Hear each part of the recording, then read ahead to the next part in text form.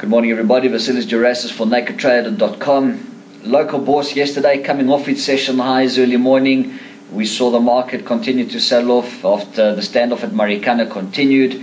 We also had Harmony Gold. That came out of the report late last week, which saw earnings miss analyst estimates, and as a result that stock has been taking a bit of a pounding. Yesterday once again down over 5% at one stage. Also ECB, they came out and they basically poured cold water on the idea that the ECB will go out and be buying the Eurozone countries' bonds. As a result, we saw the Eurozone market softer and our market following on that too. Euro dollar coming off a little bit, breaking 123 during the session yesterday, and obviously our market following that downside too. The South African Rand yesterday holding steady. Here we're looking at the graph of the ZAR. It was holding steady at around about the 8 Rand 31 mark. The standoff at Marikana, Lonmin's problems there continue to weigh on the currency's performance, and there's also fears, of course, that the violence could spread to other mines. This would be bad for production, and as a result would also be bad for exports, and bad exports obviously mean a negative impact on our local currency. On www.trader24.co.za yesterday, we posted a graph on the Rand Platinum graph. I'm just going to call that up here quickly, and we see that there is a breakout looming. Of course, Lonmin's problems, Lonmin being, I think, the world's third largest platinum producer, and of course it's so large that the standoff there and the lack of production is actually affecting the platinum price as a whole. Platinum was trading at about $1,477 per ounce yesterday. It eased back to about $1,475 per ounce, and this of course after a 5% rally last week on supply worries.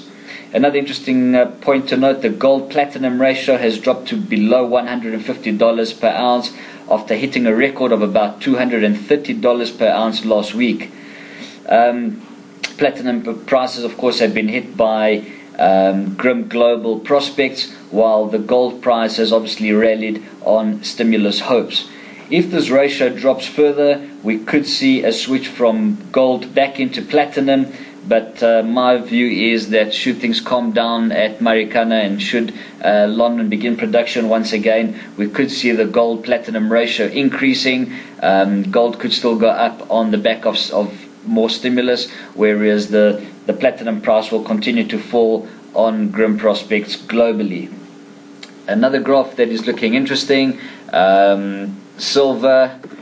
This one is looking like it's breaking out technically once again. We could see a move back up to about $30, and should that continue we could see it moving higher to about $35. We're looking at the relative strength at the top there. We're seeing that it's rising bottoms, looking rather interesting. I like this play. I would be long silver. On that note, with rising commodity prices, I still maintain that we could see a switch from our retailers, which are looking quite expensive at this stage.